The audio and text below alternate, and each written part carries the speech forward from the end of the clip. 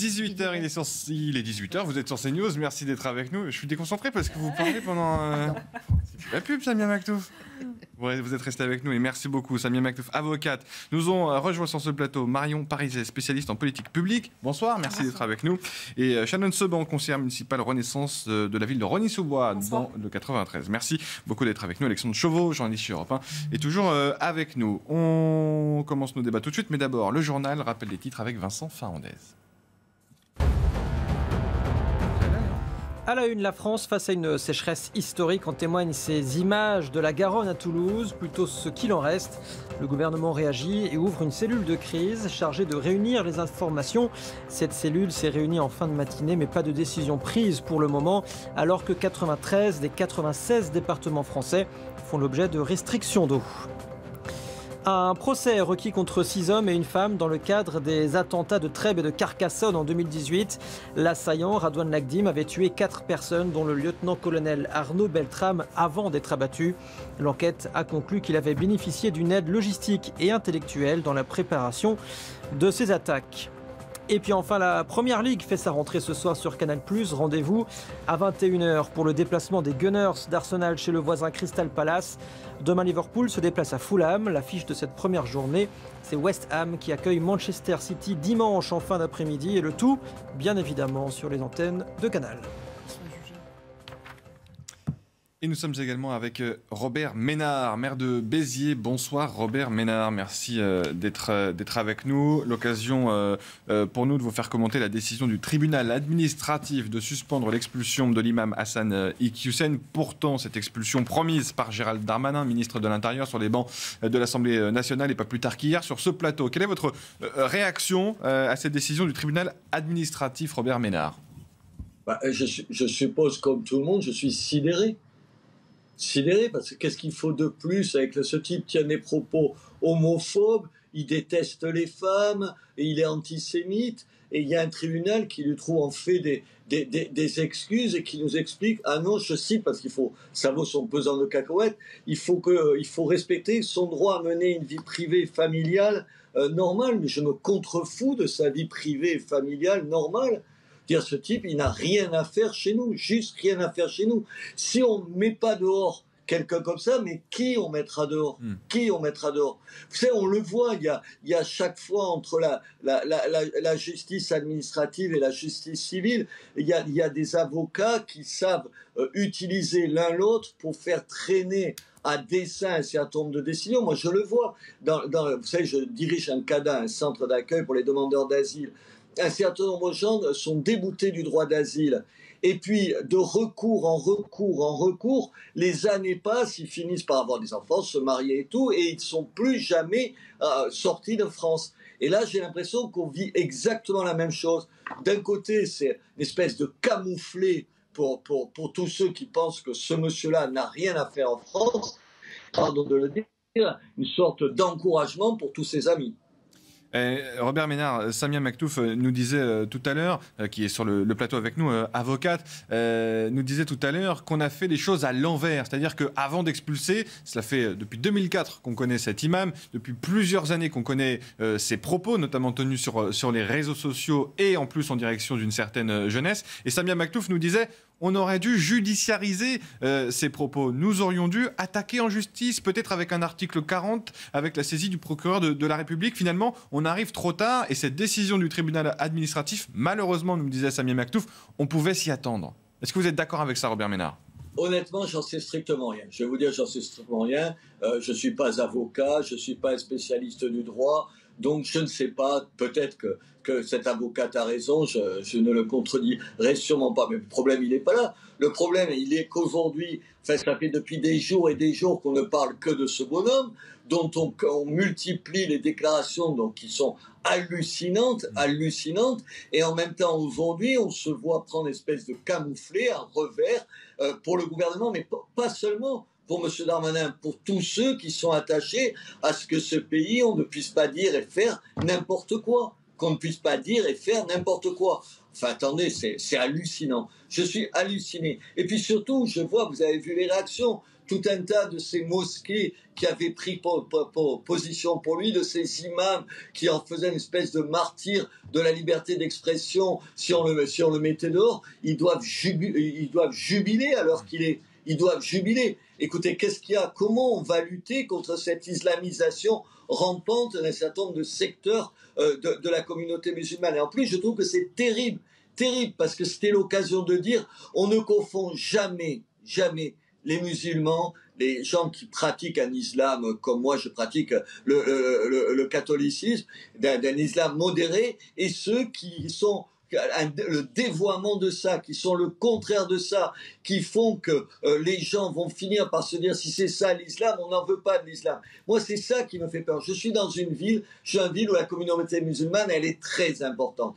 Moi, j'ai les meilleurs rapports du monde avec la communauté musulmane parce que je la respecte, mais ils me respectent. Et surtout, ils respectent les règles qui sont communes. J'ai fait signer un engagement à un certain nombre de mosquées ici sur ce qu'on peut dire ou pas dire dans un pays comme la France.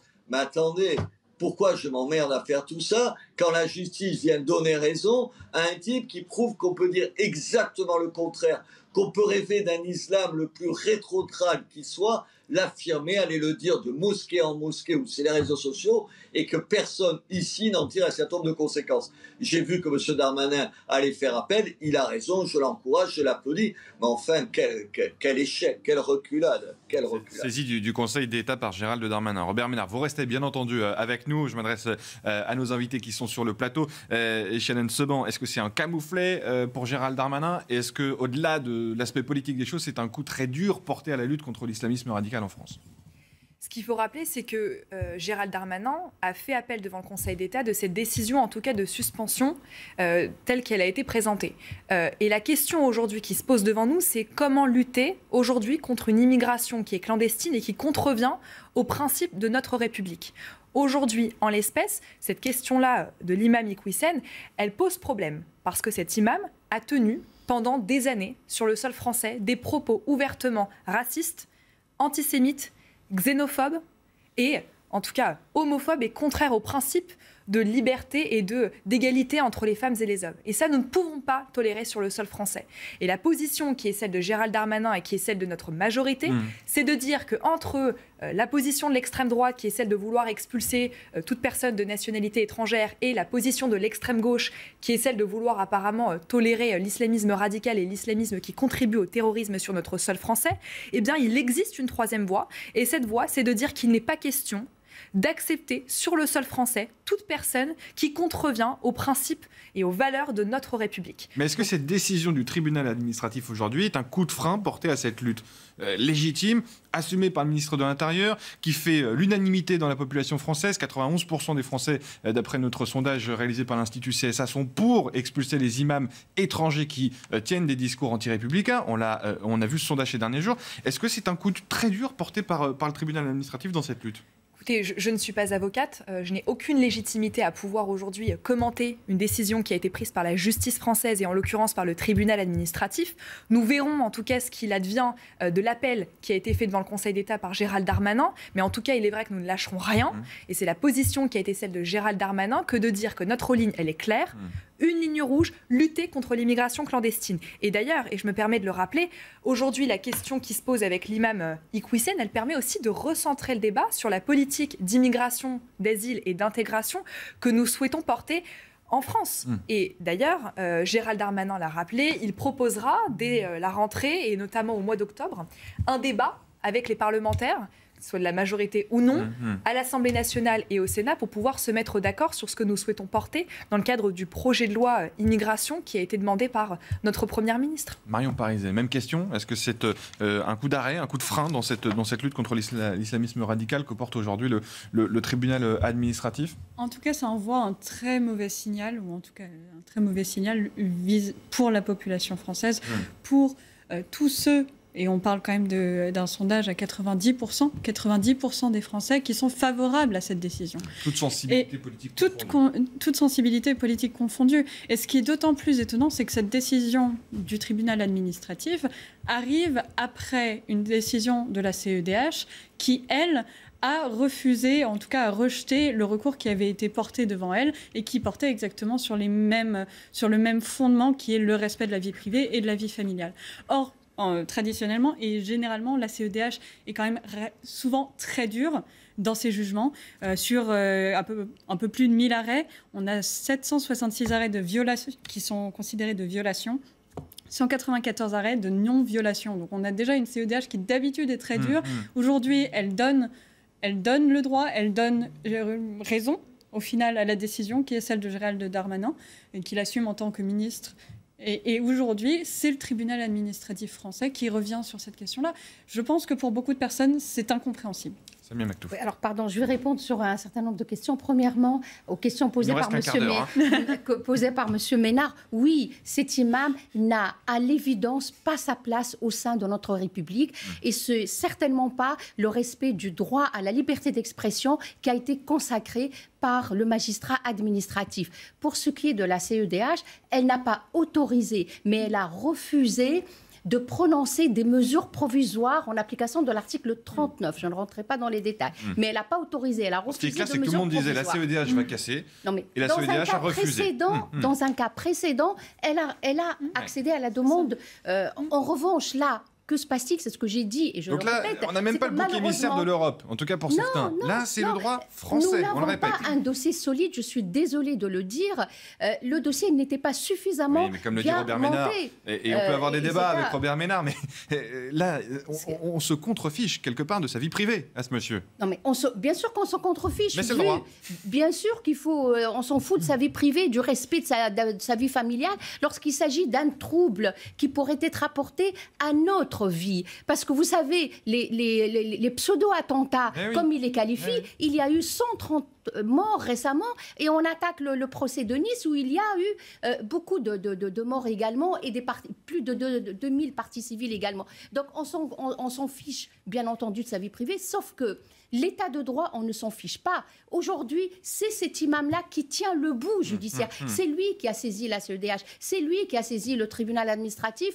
Et on vient en bout de boucle, si je puis le dire. Et ce que je regrette une fois de plus, c'est que ces propos antisémites, ces propos haineux, ces propos... xénophobes, homophobes, racistes, enfin tout ce que vous voulez, inqualifiables, on a dit tout à l'heure. Fait l'objet d'une judiciarisation. Il aurait pu être condamné. Et c'est ce que regrettent les victimes des attentats, c'est que ces personnes-là ne sont pas, alors qu'on sait tout sur eux depuis 2000 jusqu'en 2014. Aujourd'hui, il est dans la dissimulation, il est dans la taquilla. Alors monsieur est redevenu monsieur normal, il a tout effacé, il a tout nettoyé de son Facebook. Et puis encore une fois, je me permets juste de rebondir là-dessus. Quand je vois notamment le bandeau qui est Imam Iqwisen, défaite pour Gérald Darmanin, on ne parle pas aujourd'hui d'une défaite ou d'une victoire personnelle. C'est pas Gérald Darmanin contre l'imam Iqwisen. Ce sont les valeurs de la République, les valeurs de la France, contre en tout cas l'imam Iqwisen qui, lui, prône la violence, prône à très probablement prêcher certaines choses dans certains milieux, et ça s'inscrit dans un projet global qui est la lutte contre le terrorisme au sein de notre société. Donc, je tiens juste à rectifier le raccourci qu'on peut faire entre victoire pour Gérald Darmanin. Ce n'est pas une victoire politique, c'est une victoire des valeurs de laïcité que nous souhaitons. Parce que vous ne l'avez peut-être pas vu, mais il y avait des guillemets. Et ces guillemets citent une phrase de David Guiraud, député de la France Insoumise. Mais ce ne sont pas des guillemets, c'est une phrase issue de la rédaction de CNews. J'ai bien évidemment vu les guillemets, je les apprécie. Et je vois... mettons le point d'interrogation. Tout à fait. Je l'ai bien évidemment noté et je me doutais bien que ces propos venaient de David Guiraud puisque lui-même a soutenu, notamment au sein de son groupe, une proposition de résolution qui qualifiait Israël d'un groupe racial. Enfin, vous voyez, quand on regarde en tout cas aujourd'hui la politique de la France Insoumise à l'Assemblée nationale, c'est un petit peu un fourre-tout et c'est... si on suit la politique de la France Insoumise, je crois que... On va en parler, de la France Insoumise, dans les prochaines minutes. Mais d'abord, Robert Ménard, simplement, vos amis, j'allais dire du Rassemblement National, on ne sait plus vraiment si ce sont vos amis, mais Sébastien Chenu était avec nous tout à l'heure, député Rassemblement National du Nord, et il nous disait le problème, c'est la définition de l'islamisme. Est-ce que vous êtes d'accord avec cela? L'islamisme n'est pas défini en France selon lui. Attendez, je veux bien des discours sémantiques, des discussions à la morale 2, je m'en contrefiche de ce truc. Honnêtement, aujourd'hui, J'essaie juste, mais moi je suis d'accord avec ce qui se dit sur le plateau. Je ne faisais pas, évidemment, vous avez raison, madame, ce n'est pas une défaite de M. Darmanin, c'est une défaite pour nous tous, c'est ça qu'il faut dire.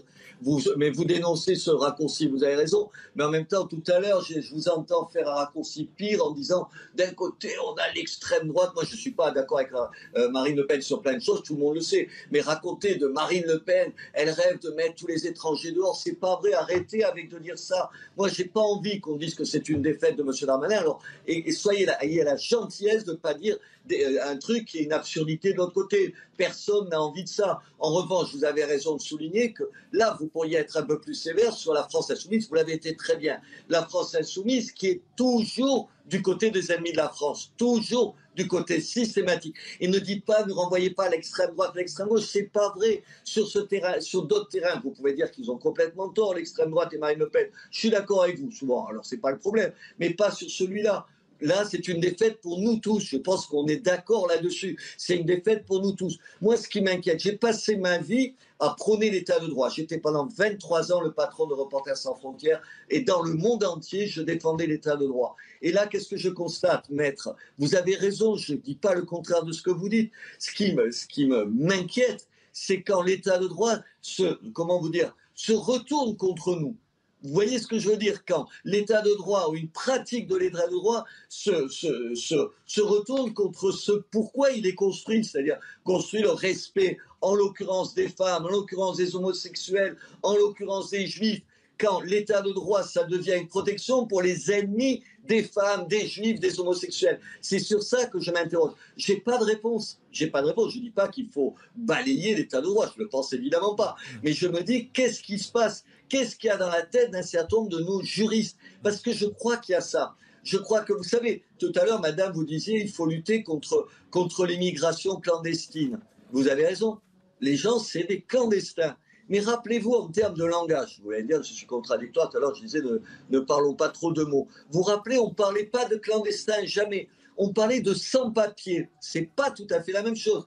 Comme si, au fond, c'était nous qui n'avions pas accordé les papiers nécessaires pour que les gens restent ici. Mais il faudrait faire une révolution et dire, un type qui est clandestin, il est en dehors de la loi. En dehors de la loi et on va être sévère. Je suis content que M. Darmanin le dise, madame, qui est à Renaissance. Mais pardon de vous rappeler, je ne veux pas polémiquer, mais pendant les 5 dernières années, je n'ai pas eu le sentiment, tous les jours, que ce soit la politique que vous aviez adoptée. Je me réjouis, je vous le dis tout de suite, je me réjouis de vos positions différentes. Attendez, ne hochez pas la tête. Je peux vous sortir 25 phrases. Mais l'objectif de la loi séparatisme qui a été mise en place, justement, ça a été de lutter contre certains réseaux terroristes ou certains réseaux islamistes. Bien sûr.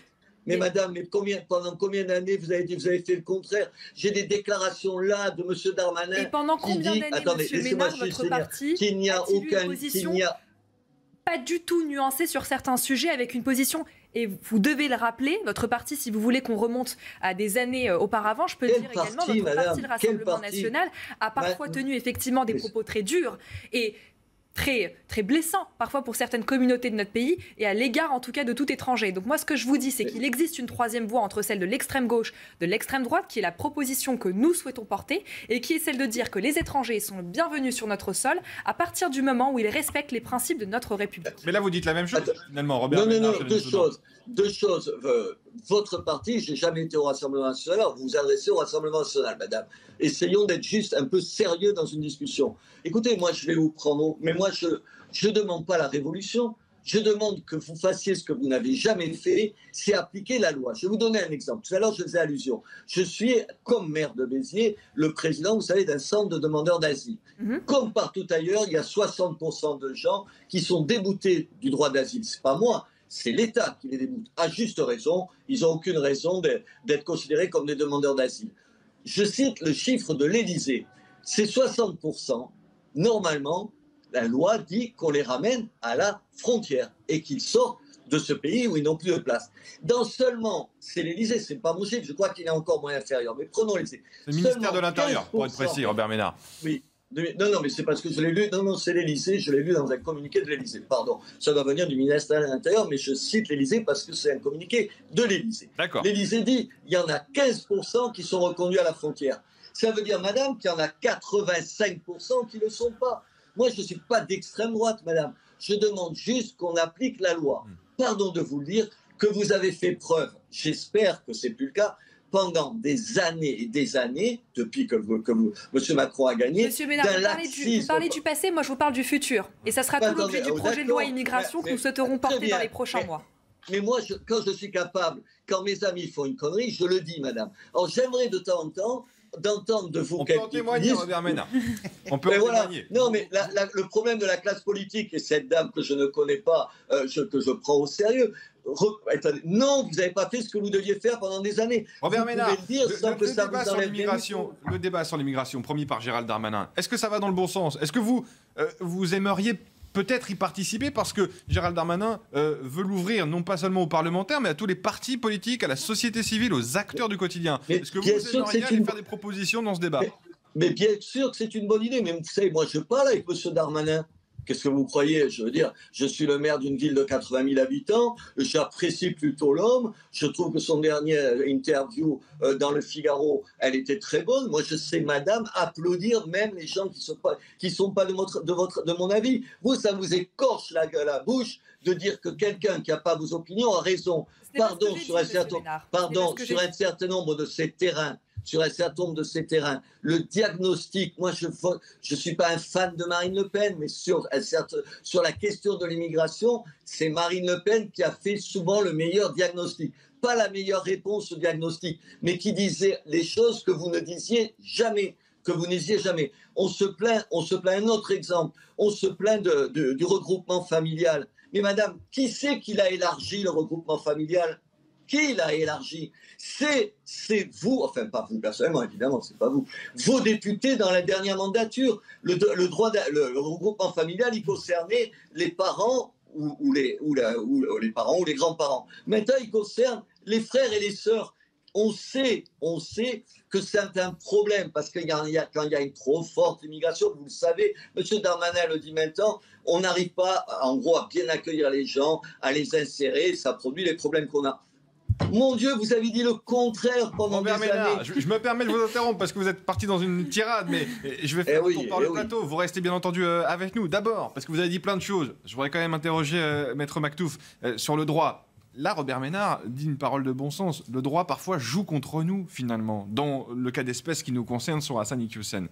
Il ne joue pas contre nous. Et pourtant, il dit, Robert Ménard, je suis attaché à l'état de droit. L'état de droit fait qu'on doit appliquer et juger, pour ce qui est du magistrat du tribunal administratif, juger au vu du dossier. Est-ce que entre 2000 et 2014, où il y a eu des propos antisémites, des propos haineux, de l'apologie du terrorisme carrément, il n'y a pas eu de judiciarisation?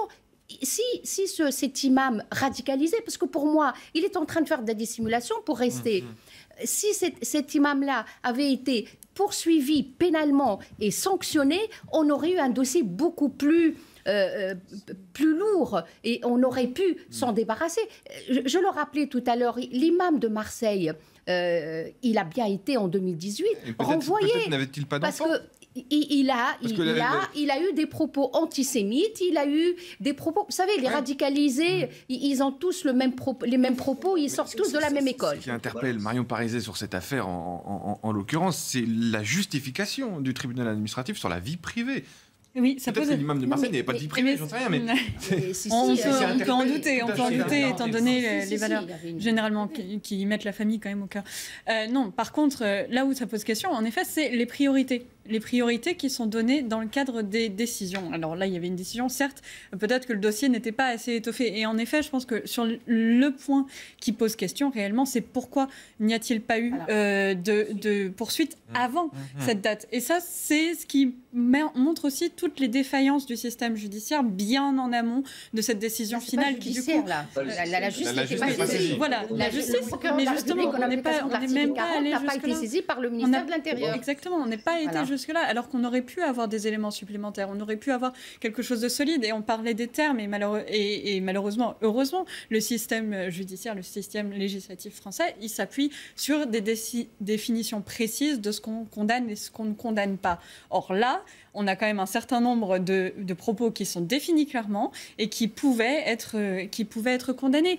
Et on avait besoin de ces étapes intermédiaires parce que c'est la façon dont fonctionne notre système judiciaire. Notre justice a besoin d'éléments solides et concrets tout au long d'une instruction pour pouvoir s'appuyer dessus. Et c'est vrai que justement, on a laissé la place à ce doute, à cette interprétation et à la taquilla potentiellement.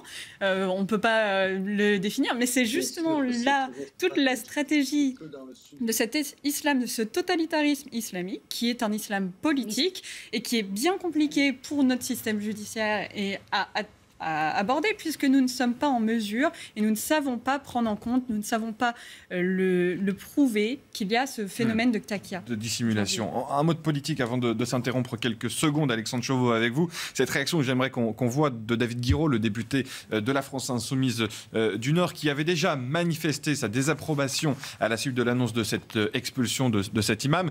C'est une défaite. On revient sur ce mot défaite parce qu'elle vient de se communiquer. C'est une défaite cinglante pour Gérald Darmanin, d'après David Guiraud, et tous les apprentis procureurs qui se sont déchaînés contre ma prise de position ces derniers jours. Que vont-ils bien pouvoir dire maintenant que, comme moi, le tribunal administratif est antisémite? Lui aussi se pose-t-il la question que l'état de droit est complice, je le cite, de l'islamisme? Lui aussi se pose-t-il encore comme question, ou vont-ils simplement reconnaître leur tort? Alexandre Chauveau. C'est assez cocasse de voir des personnalités comme David Guiraud ou comme d'autres parmi la NUPES qui se démarquent par des positions tranchées sur beaucoup de sujets et qui, tout à coup, sur un sujet qui paraît aussi évident que l'expulsion d'un imam qui prône les valeurs qu'on a dites, se réfugier tout à coup derrière le labyrinthe administratif, le droit, prendre des pincettes pour dire attention, peut-être qu'il aurait fallu allonger la procédure, peut-être que c'est pas aussi évident que ça. C'est assez marrant. Et après, enfin marrant, je mets des guillemets, et après, c'est aussi une réponse à... Alors, je ne dis pas que David Guiraud ou d'autres députés ont été élus par des islamistes, mais c'est aussi une réponse à certains électeurs qui ont élu des députés de la NUP. David Guiraud est élu dans une circonscription à Roubaix où, disons-le, le vote musulman est très important, comme d'autres députés de la NUP qui ont été élus dans des banlieues de grandes villes. Et il porte aussi un combat à ce niveau-là, alors sans évidemment dire qu'il a été élu par des islamistes, mais il y a ce combat-là aussi derrière. On reprend notre discussion dans quelques minutes à peine. Robert Ménard, restez avec nous si vous le pouvez, si vous le souhaitez. Je vous entends depuis tout à l'heure essayer de réagir. Je suis sûr que vous avez de nouveaux arguments à nous faire valoir sur ce plateau dans notre discussion qui reprend dans quelques minutes. La pause, on se retrouve sur CNews. De retour sur le plateau de CNews. Merci d'être avec nous. Si vous nous rejoignez, vous regardez Punchline. On est ensemble jusqu'à 20h. Nous sommes toujours avec Marion Paris, spécialiste en politique publique. Shannon Seban, conseillère municipale Renaissance dans la ville de Rosny-sous-Bois. Samia Maktouf, avocate. Et Alexandre Chauveau, journaliste chez Europe 1. Robert Ménard est avec nous à distance, maire de Béziers. Je voulais simplement poursuivre notre discussion au sujet de David Guiraud, ce député de la France Insoumise, qui avait dans un premier temps... j'avais oublié le journal. On me le rappelle, le journal. On est parti trop vite, Robert Ménard. Ne vous inquiétez pas. Le rappel des titres, Vincent Fandez, et on revient vers vous. Merci beaucoup, cher Loïc. Et à la une, le second volet de mesures en faveur du pouvoir d'achat qui a été définitivement adopté hier. Le Sénat a donné son feu vert après celui de l'Assemblée nationale. Le texte contient notamment cette ristourne de 30 centimes sur les carburants. Nouvelle hausse en termes de création d'emplois en France. L'emploi salarié a augmenté de 0,5% au deuxième trimestre selon l'INSEE. Les secteurs de la construction et du tertiaire sont notamment en progression. Et puis on vous donne des nouvelles de ce beluga, ce cétacé repéré mardi dans la Seine. L'animal est dans un état jugé préoccupant selon la préfecture de l'Eure. Les autorités ont tenté de le rediriger en vain vers l'embouchure de la Seine. L'urgence est pour l'heure de le nourrir. Merci Vincent, et pardon de vous avoir oublié momentanément. À tout à l'heure pour un nouveau rappel des titres. Robert Ménard, simplement, je voulais poursuivre notre discussion sur la réaction de David Guiraud. On a vu la première partie de son communiqué. On se souvient qu'il avait manifesté son désaccord, y compris à l'Assemblée nationale, face à Gérald Darmanin. Il précise dans son communiqué ses intentions. Le ministre de l'Intérieur disait hier que je me déshonorais à refuser l'arbitraire de l'État. Le déshonneur, c'est de marcher sur l'état de droit, même lorsque cela concerne des individus dont je ne partage pas les propos. Est-ce que, selon vous, il s'agit là de cynisme électoral, Robert Ménard? C'est plein de choses. D'abord, évidemment, qu'il y a une dimension électorale. Dans l'idée d'un certain nombre de députés qui sont élus dans certaines circonscriptions où la communauté musulmane est importante, ils pensent, eux, je ne dis pas que la communauté musulmane pense ça, ils pensent, eux, que chaque fois qu'ils prennent une position comme ça, mi-figue, mi-raisin, sur l'islamisme, ne le condamnant pas complètement, étant très très dur sur Israël en revanche, ça va dans le sens de leur électorat. Bien sûr qu'il y a cette attitude-là, mais il n'y a pas que ça, je pense qu'il y a aussi une espèce de détestation de ce qu'est en partie ce pays, qui n'est pas que ça, mais qui sont une autre façon de voir la nôtre, les traditions et tout. Ils ont une détestation de ça, une détestation. Regardez, je veux dire, chaque fois qu'il y a un islamiste qui fait un mauvais coup, vous avez toujours, du côté de la France insoumise, la tonne d'excuses qui est sortie. Mais c'est les mêmes, pardon d'aller un peu plus loin, c'est les mêmes qui, chaque fois qu'il y a un problème entre les démocraties et un régime autoritaire, et voilà, qui choisit? Je choisis le régime autoritaire. C'est M. Mélenchon, là, vous avez vu, c'est une provocation. Robert Ménard, vous avez de la part de M. Pelosi. Je voulais faire la transition avec c'est une provocation de la part de Mélenchon, mais vous abordez le sujet tout seul. Face à la dictature chinoise. Mais non, mais ce que je veux vous dire, c'est que c'est toujours les mêmes. Ils sont toujours du côté de ceux qui n'aiment pas ce pays, qui n'aiment pas cette civilisation, qui n'aiment pas cette culture, et en gros, qui ne nous aiment pas. Marion Parizet, vous êtes d'accord avec ce que dit Robert Ménard au sujet de la France insoumise? En tout cas, il y a une vraie position, qui découle d'un positionnement de la gauche depuis un certain nombre d'années, qui a fait le choix de se tourner politiquement vers un électorat qui est d'un côté un électorat des villes, plutôt bourgeois, on va dire, d'une certaine manière, avec le vernis écologiste maintenant, et d'autre part, des milieux plutôt populaires, mais pas n'importe quel populaire, plutôt les communautés issues de l'immigration notamment, et ça les met dans une situation très inconfortable, parce que justement, ils se retrouvent face à des difficultés comme celle-là, où ils ne peuvent pas assumer une position ferme pour le respect des valeurs de la République, au risque de s'aliéner une partie de leur électorat cible. Et c'est dans cet électorat qu'ils ont pu progresser également entre 2017 et 2022 lors des élections présidentielles. Donc ce n'est pas anodin pour eux. Shannon Seban, vous êtes d'accord, j'imagine? Tout à fait d'accord. On peut appeler cela comme on le veut, de l'instrumentalisation politique, de la naïveté ou encore du clientélisme. On reconnaît là l'ADN de la France insoumise. C'est encore et toujours l'outrance. Je pourrais d'ailleurs revenir sur les propos qui ont été tenus par Mathilde Panot dans l'hémicycle à l'égard d'Elisabeth Borne, notre première ministre, quand elle l'a qualifiée de rescapée. Là encore, c'est l'outrance, encore et toujours.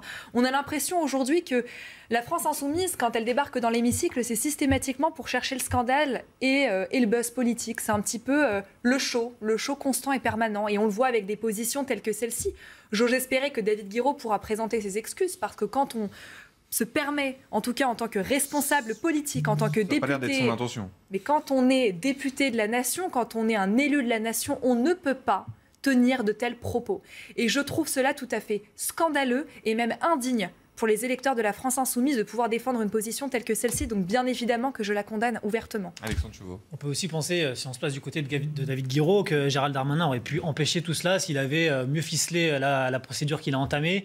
Et si c'était mieux préparé. Là, on a un peu le sentiment d'amateurisme. Il a voulu faire ça vite fait, bien fait. Et finalement, en une semaine, on s'aperçoit qu'il n'y avait pas forcément matière à l'expulser avec le droit. Maître Mactou, vous le rappeliez, il y a d'autres imams qui ont été expulsés pour les mêmes faits. Peut-être qu'il aurait dû prendre plus de temps pour mieux ficeler son dossier, moins faire de bruit, moins taper sur la table et finalement arriver à ses fins de manière plus efficace. Samia Maktouf, un dernier mot sur cette décision et après on change de sujet. Mais est-ce que Gérald Darmanin a des marges de manœuvre si le Conseil d'État allait dans le sens du tribunal administratif? Oui, passer par la loi. Je pense que oui. Non, mais passer par la loi d'abord et surtout par le renseignement, parce que cet imam, c'est quoi son il poursuit quoi? Il poursuit un idéal qui est celui d'une idéologie djihadiste terroriste. Et forcément, il va se tromper. Forcément, il va à un moment donné, on va gratter, on va trouver la vraie nature, parce qu'on peut pas jusqu'en 2014. La vraie nature, s'il faut respecter sa vie privée, le tribunal administratif dira toujours la même chose. Ce n'est pas de cela dont je parle. Je parle de la possibilité de le poursuivre parce que lorsqu'on gratte un peu, on voit qu'il est forcément repart dans un combat judiciaire qui peut durer plusieurs années. Non, je ne parle pas d'un combat judiciaire. Je parle de ce qui précède le combat judiciaire. C'est le renseignement, c'est le suivi. Et j'ose espérer que cette personne-là, dont l'expulsion a été suspendue, soit suivie, poursuivie, entendue, écoutée. Il faut éplucher tout ce qui se rapporte à sa vie privée pour que s'il y a lieu, et j'espère qu'on aura les éléments, c'est ça l'état de droit par rapport à la dictature qu'on veut nous imposer, on ne peut pas expulser, on ne peut pas prendre une décision qui ne soit pas motivée. Et on a les moyens de la motiver. Robert Ménard, un dernier mot avant que vous nous quittiez, vous devez partir. Merci d'ailleurs d'être resté avec nous dans la deuxième partie.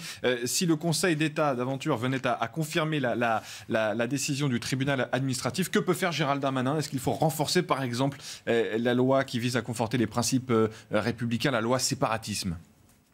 Oui, écoutez, il a proposé d'ouvrir un débat sur l'immigration, les clandestins en France et tout. Peut-être ce serait l'occasion d'en débattre et de voir. Ce sera l'occasion d'en débattre, Robert Ménard. Et voilà, malheureusement, la connexion... Ah, c'est revenu. Robert Ménard, vous étiez en train de parler, ça a coupé quelques secondes. Ah, d'accord. Non, je disais que ce serait peut-être l'occasion, ce débat, de se poser la question de comment un imam comme ça peut passer entre les mailles du filet et permettre que ça ne se reproduise pas.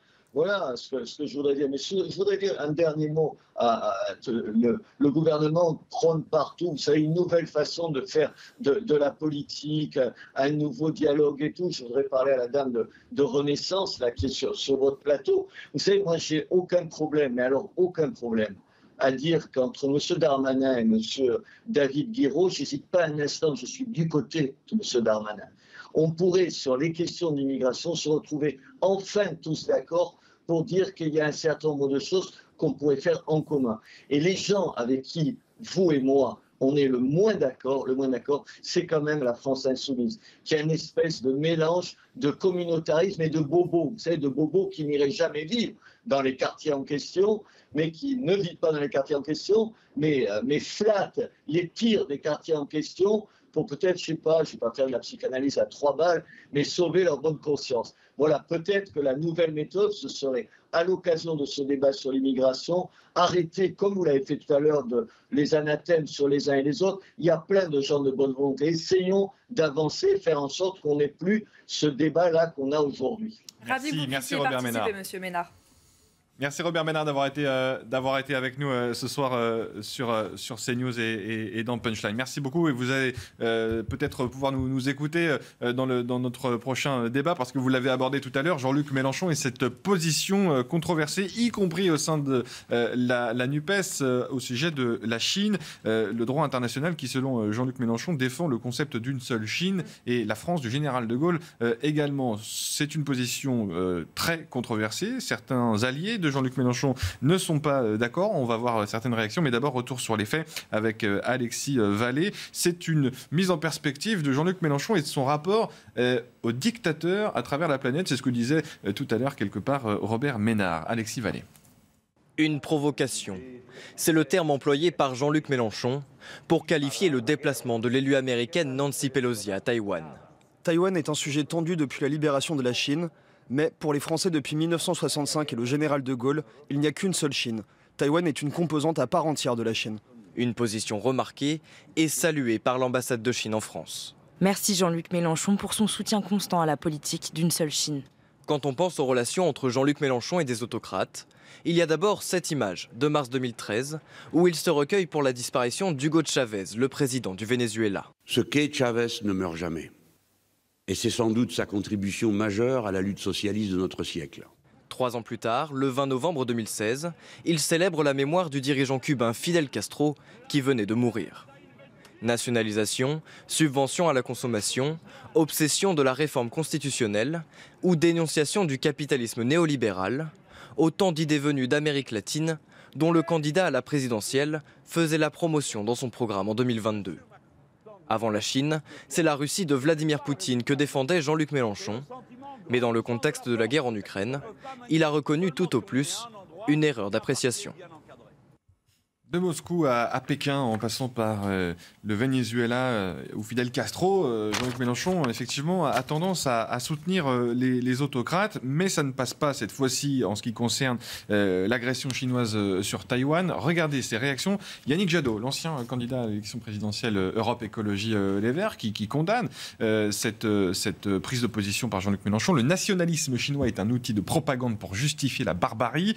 Une seule Chine, entre guillemets, c'est d'abord une seule dictature, dit Yannick Jadot. La liberté et la démocratie sont des joyaux au cœur de nos combats politiques partout. Julien Bayou, président d'Europe Écologie Les Verts, qui est aussi député aux côtés de la France Insoumise dans cette alliance, la NUPES à l'Assemblée. Mélenchon parlait de provocation quand l'Ukraine démocrate se défendait au Donbass face à la Russie autoritaire. Il parle de provocation de Taïwan quand ce pays agit librement face à la Chine, un pays démocrate.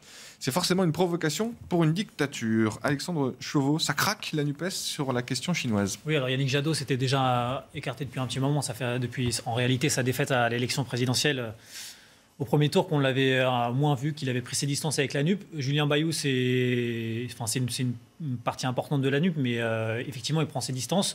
Non, Jean-Luc Mélenchon, dans son blog, dans son billet, il tape aussi beaucoup sur les États-Unis et un peu dans la tradition d'une certaine gauche anti-américaine, anti-impérialiste. Il critique en l'occurrence la visite de Nancy Pelosi à Taipei et il reprend effectivement les éléments de langage de la Chine. C'est intéressant parce que pendant des années, il s'en est pris aux journalistes qui lui rappelaient sa connivence avec Chavez, avec le Venezuela. Il n'arrêtait pas de dire à chaque fois arrêtez de m'embêter avec le Venezuela. Finalement, cet été, il refait une tournée en Amérique latine. Pendant la présidentielle, c'est pas celui qu'on a le plus pâti, mais il avait des positions qui ont été critiquées vis-à-vis de la Russie de Vladimir Poutine. Encore une fois, lui, il n'en a pas souffert, tout comme Marine Le Pen d'ailleurs. C'est plutôt Éric Zemmour qui a chuté à ce moment-là de la guerre en Ukraine. Là, il reprend les propos les éléments de langage de la Chine. On a l'impression que dès qu'il y a un panneau, il tombe dedans, quoi. Donc, est-ce que c'est cette obsession, parfois, qu'on peut reprocher à Jean-Luc Mélenchon, Marion Parizet, contre les États-Unis, qui provoque finalement ces prises de position de la part de Jean-Luc Mélenchon? Oui, c'est historique chez lui. On le trouve sur tous les pays, on l'a déjà dit. Ce qui est intéressant, c'est qu'on parlait de taquilla tout à l'heure, mais en fait, en relations internationales, il y a un concept, c'est la guerre hybride. Et la guerre hybride, c'est exactement ce que fait la Chine, notamment en cachant ses intentions, en avançant à petits pas de manière assez insidieuse et en prenant cette position, il valide et finalement il tombe dans le panneau, il vient participer, un peu comme on utilisait l'expression idiot utile pour la stratégie de l'URSS. Aujourd'hui, on a l'idiot utile de la Chine à travers Jean-Luc Mélenchon d'une certaine manière. Mais à force, il va être l'idiot utile de pas mal de oui, là il est de pas mal de monde, mais au final, c'est vraiment ce qui est inscrit dans sa nature, dans son combat qui vient bien plus profondément, son lien avec les républiques communistes et d'Amérique latine. C'était déjà ça. Je ne sais pas si c'est un attachement personnel qu'il a avec ce système-là, qui lui fait finalement toujours venir en défenseur. Mais en effet, là, on touche à la limite parce que ça peut être un point de discordance principal au sein de la NUPES. Shannon Chaudement, ça va peut-être vous arranger, vous, que la NUPES explose en vol. Mais en revanche, est-ce que vous êtes d'accord peut-être avec ce que disait Robert Ménard? À chaque fois qu'il y a le mal, la France Insoumise est de ce côté-là. C'est en gros ce que disait Robert Ménard. Il caricature sans doute, mais c'est un peu l'impression que ça donne, à la fois sur notre question précédente sur l'expulsion de l'imam avec la position de David Guiraud, et là sur la Chine, dossier infiniment grave à l'échelle internationale, Jean-Luc Mélenchon qui défend cette position contre vents et marées, contre tous, y compris dans son camp. Bien sûr, vous faites bien de le rappeler, mais je crois que ce qu'il faut aussi rappeler, c'est qu'après avoir défendu la Russie dans le cadre du conflit avec l'Ukraine, aujourd'hui, Jean-Luc Mélenchon, en étant adoubé par l'ambassade de Chine en France, prouve une nouvelle fois et ne cache plus son attrait, si je puis dire, pour les régimes totalitaires et pour les régimes dictatoriaux. Aujourd'hui, j'ai l'impression que qui dit dictature dit Jean-Luc Mélenchon, qui dit... On voit le tweet de l'ambassade de Chine. Merci Jean-Luc Mélenchon pour son soutien constant à la politique d'une seule Chine. Bien évidemment, mais on a l'impression qu'aujourd'hui, Jean-Luc Mélenchon est contre les valeurs de liberté, contre les valeurs républicaines et du camp des dictateurs. Je tiens quand même à rappeler aujourd'hui que les propos de l'ambassadeur de Chine en France ont été très durs. ces propos, c'est tout de même de dire qu'une fois qu'il y aura la réunification avec Taïwan, ils prôneront en tout cas une rééducation des populations pour qu'ils deviennent patriotes. On en est là. Et aujourd'hui, vous savez, on dit souvent un adage commun, dis-moi avec qui tu fréquentes, je te dirai qui tu es. Eh bien, aujourd'hui, on se rend compte que, bien évidemment, l'ADN de la France insoumise et l'ADN de Jean-Luc Mélenchon, c'est du côté de la dictature. Et vous me posiez la question tout à l'heure. Aujourd'hui, on a l'impression que, effectivement, la coalition de la NUP, sur beaucoup de sujets, je pense notamment au nucléaire, il y a beaucoup de sujets sur lesquels la coalition de la NUP n'arrivera pas à se mettre d'accord au cours de ce quinquennat. Et j'ai hâte de voir en tout cas ce que ça donnera sur un bon nombre de sujets. Là, on parle de politique étrangère, mais sur les questions liées à l'environnement et sur les questions notamment liées au pouvoir d'achat, à l'économie, il y a des points de discordance qui sont majeurs.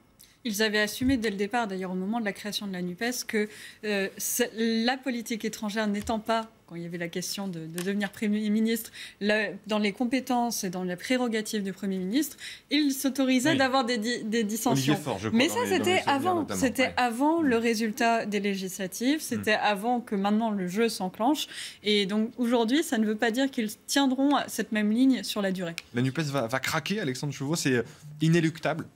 Comme on vient de le dire, depuis le départ, ils ont assumé leur divergence. C'était une stratégie électorale qui a payé. Après, on ne découvre pas qu'effectivement, sur toute une série de sujets, vous parliez de l'étranger, mais sur la question de l'Europe, sur la question effectivement du nucléaire, de la laïcité, il y a des divergences.